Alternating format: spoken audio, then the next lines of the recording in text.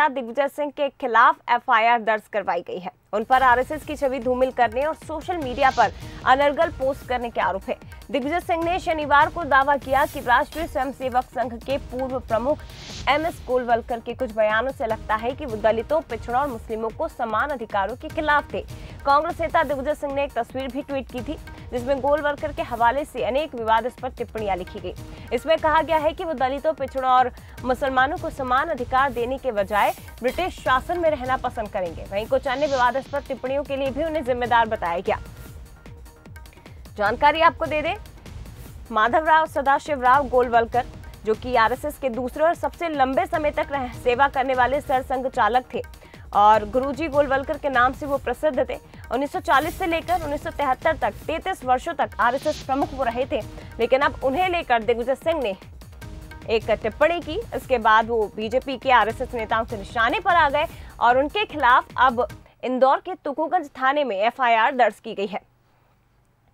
तो देखिए, ये ट्वीट दिग्विजय सिंह की ओर से किया गया और इसमें देखिए जो जिक्र किया गया, आप देखिए गोलवलकर की फोटो के साथ एक कुछ शब्द लिखे गए हैं कि मैं सारी जिंदगी अंग्रेजों के साथ रहना पसंद करूंगा। इस तरह की बातें उसमें लिखी गई है और इसी को लेकर दिग्विजय सिंह के खिलाफ एक और एफआईआर दर्ज हुई है।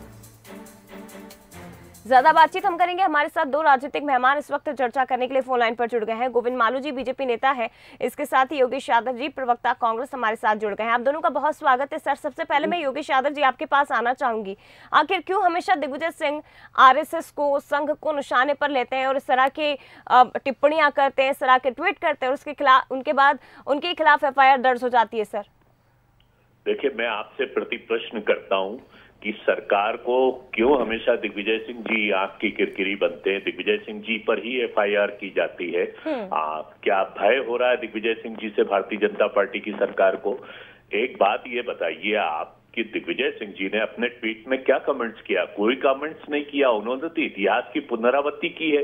एक वक्तव्य जो गोलवलकर के द्वारा जो जारी किया गया था उसको उन्होंने कहा है कि भाई इसको देखना चाहिए। नहीं सर, प्रति प्रश्न मैं भी आपसे करती हूँ कि जिसका जिक्र दिग्विजय सिंह ने किया है, कौन सी पुस्तक से उठाया है सर इसे? वो पुस्तक भी फिर बतानी चाहिए थी कि मैंने इस किताब से, इस पन्ने पर ये जिक्र किया गया और मैंने यहाँ से ये तस्वीर ट्वीट की है, ताकि लोगों को पता चल जाता, वो भी उस किताब को पढ़ लेते। नहीं, बिल्कुल ये आप ठीक कह रहे हैं, लेकिन ये इतर विषय है और ये निश्चित है, ये इतिहास के पन्नों में दर्ज है और ये कई बार प्रमाणित हो चुका है। ये बात काल्पनिक नहीं है, ये बात रिपीटेशन की गई है, पुरानी पुस्तकों में ये बात दर्ज है और ये प्रमाणित होने के आधार पर ही दिग्विजय सिंह जी ने ये कमेंट्स किया है।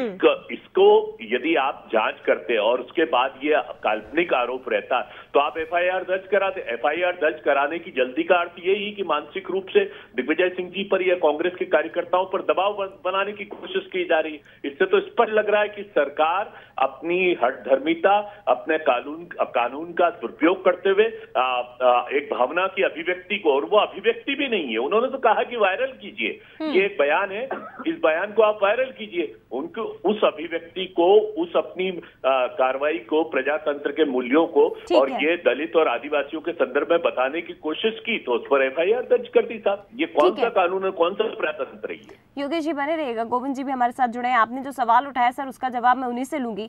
गोविंद जी, सवाल ये है, दलितों, पिछड़ों और मुसलमानों को समान अधिकार देने के बजाय मैं ब्रिटिश शासन में रहना पसंद करूंगा, ये एक पोस्ट की है दिग्विजय सिंह की ओर से तस्वीर के साथ। इसे मैं आपसे समझना चाहूंगी कि क्या आप वाकई में दिग्विजय सिंह से बीजेपी डर गई है, या आरएसएस को हमेशा क्यों निशाने पर दिग्विजय सिंह की ओर से लिया जाता है? सर देखिए, आरएसएस की विचारधारा से तो दिग्विजय सिंह डरे हुए हैं।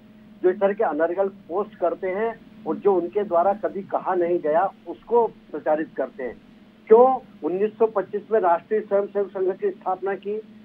क्यों किया उन्होंने ऐसा? इस बारे में क्यों नहीं कहते? वो मुस्लिम लीग के बारे में या द्विराष्ट्र के सिद्धांत के विरोध के बारे में जब गोलवलकर जी ने, गुरु जी ने अलग जगाया था, तब वो बात क्यों नहीं करते? राष्ट्रवादी, सांस्कृतिक राष्ट्रवाद की उन्होंने बात की, उन्होंने समरसता की बात की। वो आपने ये जातिवाद फैला, जाति तो इस बात के लिए उन्होंने कहा।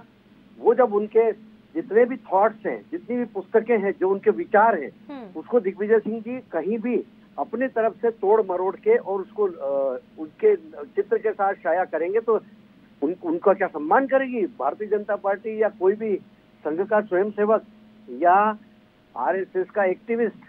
उसका सम्मान करेगा क्या? लेकिन कांग्रेस का तो गोविंद जी ये कहना है ना कि ये सच बोला है हमने, दिग्विजय सिंह जी ने सच बोला है, तो फिर बीजेपी क्यों आपत्ति उठा रही है सर? सच बोला है, कांग्रेस ये कह रही है। अगर कोई दलितों के साथ नहीं है, मुस्लिमों के साथ नहीं है, बीजेपी तो हमेशा समर्थन की बात करती है ना, लेकिन संघ का कोई एक बड़ा नेता जो इतने समय तक सरसंघ चालक रहा हो और वो अगर इस तरह की का जिक्र ऐतिहासिक में दर्ज है, इतिहास में दर्ज है, उसे लेकर अगर दिग्विजय सिंह जिक्र कर रहे हैं, ट्वीट कर रहे हैं, तो फिर दिक्कत क्या है? दिक्कत ये है कि वो झूठ कर रहे हैं। वो किस संदर्भ से कहां से लिया इसका बताएं, वो किस चीज को किस ढंग से प्रस्तुत कर रहे हैं इसका बताएं, तभी तो एफआईआर। अगर वो कोई किताब में लिखा होता और उसको उद्धृत करते तो हम गलत। ठीक है सर, जल्दी से योगेश जी जल्दी से जवाब दीजिए सर। योगेश यादव जी, मेरा जवाब यही है कि आरएसएस यदि सच कह रही है, आरएसएस का वो है तो किसी दलित या आदिवासी को संघ प्रमुख बना दें। आप इतिहास में देख ले, आरएसएस के 1925 से लेकर आज तक किसी दलित आदिवासी को संघ प्रमुख क्यों नहीं बनाया, संघ प्रमुख क्यों नहीं बनाया, ये एक प्रश्न होता है, उत्पन्न होता है। ठीक है सर, ये तो आप तय नहीं कर सकते ना योगेश यादव जी। ठीक है सर, बहुत शुक्रिया आपका योगेश यादव जी, गोविंद मालू जी, आप दोनों का बहुत धन्यवाद। लेकिन देखिए, पहली बार नहीं है जब दिग्विजय सिंह ने आरएसएस को लेकर निशाने पर लिया हो या इस तरह की टिप्पणियां की हो। हमेशा वो ऐसा करते हैं और उसके बाद उनके खिलाफ पूरा संघ एकजुट होता है। एफआईआर भी दर्ज करवाई गई है हालांकि इस मामले में, और बीजेपी के नेताओं के भी वो निशाने पर आ जाते हैं। और मंत्री विश्वास सारंग ने भी इसे लेकर क्या कुछ कहा है, वो भी जरा सुनिए। गुरु गोलवलकर जी के बारे में कुछ भी टिप्पणी करने की हैसियत दिग्विजय सिंह की नहीं है। अनर्गल बात, झूठी बात, फोटोशॉप को उपयोग करके बात करना, इससे ज्यादा घृणित कार्य नहीं होता। घृणित कार्य, घृणित, ये क्रिमिनल है, क्रिमिनल ऑफेंस है।